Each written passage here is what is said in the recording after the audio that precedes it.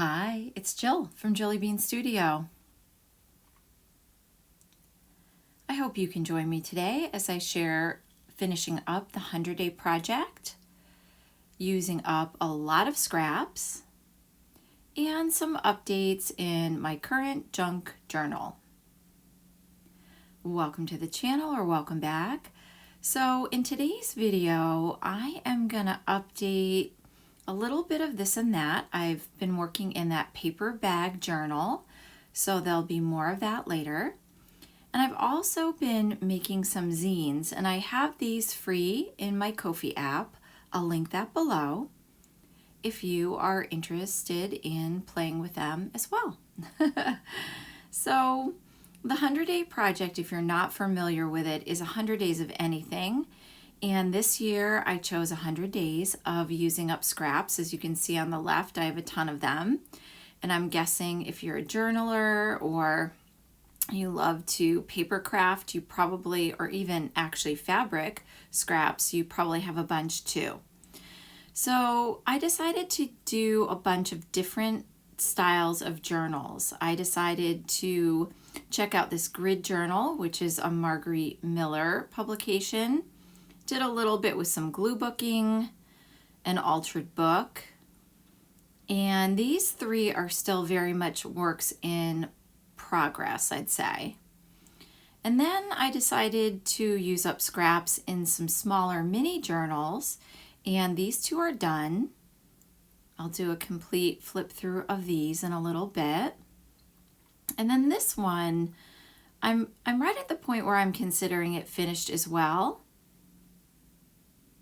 So these three, I'm gonna call them complete. They're cute and little and nice and full. So I'll share with you today a little creative lettering, collage. I also use junk journals for my regular documenting and memory keeping. I jot notes and journal in them a few times a week. So that is the plan. And for these in progress journals, I'll just quickly go through so you can see where they are at the moment. And I'd love to hear about your 100-day project if you hopped on that hashtag. Again, it started in February, late February, February 18th, and ended towards the end of May. So I thought one of the things that I would play with is this altered book. This is an altered children's book, The 12 Dancing Princesses. Beautiful illustrations.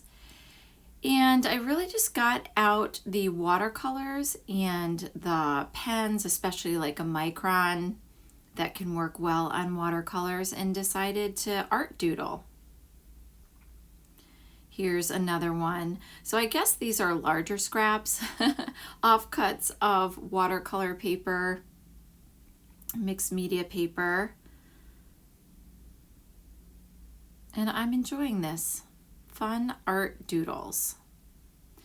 Now this one was a brochure that came in the mail, and this is, I guess, more of a glue book style. It's pretty full. It has a lot of stickers, magazine images, as well as scraps. I also cut the pages so that the borders were rounded. Using a lot of this really sweet yellow baker's twine lately. Yeah, more of a mix of stickers and scraps in this one. And what I found through this 100-day project is maybe a little bit different than the way I normally make things. I guess I would say, right, you usually say, what is it that I want to make? And instead, it was more like, well, what can I make with all these scraps? So sort of the scraps led all the creative ideas, the colors and the bits, and simply just using them up. So this is the Marguerite Miller grid journal. I did get this on Amazon, and I worked from the front and the back doing little grid collages. And this one I ended up doing more like a story collage went up to Boston. I live in New England, and that was really kind of a visual of our Boston trip. Very abstract, but in my mind it told the story. More fun bits off the desk, some printables, stickers, stamps. I'm not sure if this one's quite done. And this one ended up looking like a birdhouse to me. So lots of playing still to be had in that sweet grid journal. And as you probably can tell, I couldn't stay within the lines, so that's very typical of me. And these are the ones I wanted to share today that are finished. I really love this little candy box. It was one of the first ones that I jumped into. So cute, so small. And I was doing this at the beginning of the 100-day project, so there's a lot of things that also remind me of the Boston trip that we took. Here's like from the aquarium page. In a way, visual journaling to me, the words and the pictures, I always feel there's some connection to a memory or something that I'm documenting. So I really enjoyed this one. And that is tied with a little bit of string. Actually, most of the journals that I've done for the 100-day project are no-sew journals. Okay, now this one I did, I think, a pretty full flip through a video or two ago, so I'm going to go through this a little bit quickly. This is my junk journal for March and April, currently 2024, if I haven't said that. Sometimes we see old videos, so heads up there. And because this is my regular junk journal, there's also a lot of my printables, a few of Kat Hand's printables, because I am a member on her Ko-fi app, and some of her challenges for mixed media morsels. I love these Eric Carle flashcards. I got those at the Dollar Tree, and that kind of became a spring theme throughout the junk journal. A little bit of art doodling.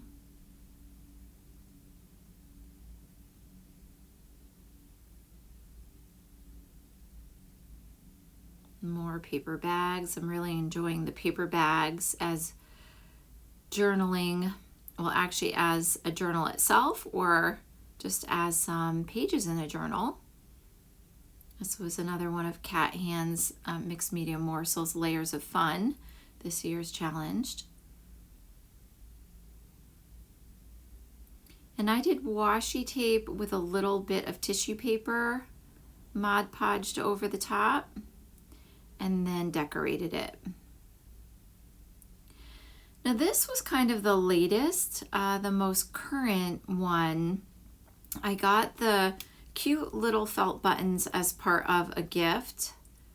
I think those came from like Michael's or Joann's, but aren't they sweet? And that's a scrap of like canvas or drop cloth.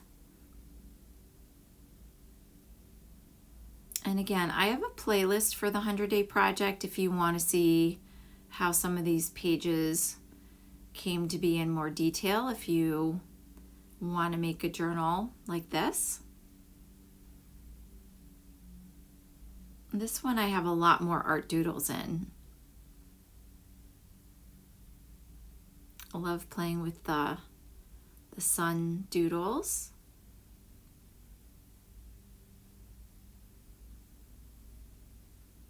And that was the leftover dye from Easter. I dyed a lot of pages. This is a newer one. I've been doing some of that found poetry or using book text for poetry, so I doodled on that and added some of the book text in. A little bit of Zentangle inspired art. Now this page was fun. I've been using colored pencils lately. These are, they're a dragon set. I'm not sure, there's a dragon on the cover of the box. I'll have to look up what kind of colored pencils those are, but I love that swatch of them, and I've been using them a little bit more lately in the journals.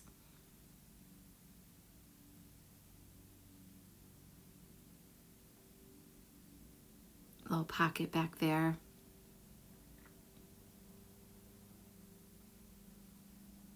And held together with a little bit of fabric and some eyelash ribbon.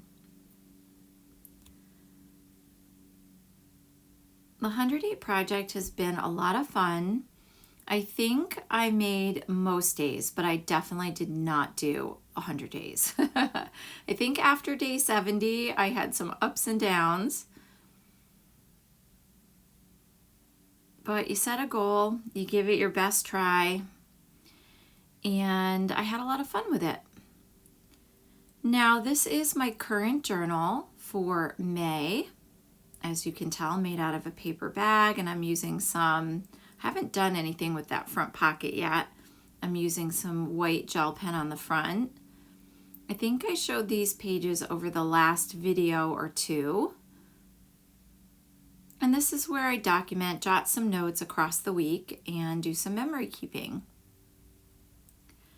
That was a very good recipe I got on Love and Lemons for a quinoa salad, which I haven't really made before. And the big thing that I've been playing with lately for me are zines.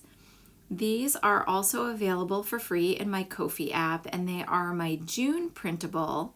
I try to put up a printable or two every month, and I'm really enjoying these. I decided to kind of take the zine in a little bit different direction. I added some of my index card art and made the printable with it, and I really like it. I think it's a fun little way to fold the one page and then add whatever you want to it. End of May journaling, Memorial Day, and this is the one I showed in the last video with more of the found poetry. But as a journal insert, I think they're really sweet. And again, this is a no-sew journal, just tied in with baker's twine. But what I'm showing you now, this is the kind of zine that I'm most familiar with, the small version. I think they call it digest size, and you fold it, you end up with sort of 8 panels, and then you kind of scrunch it together.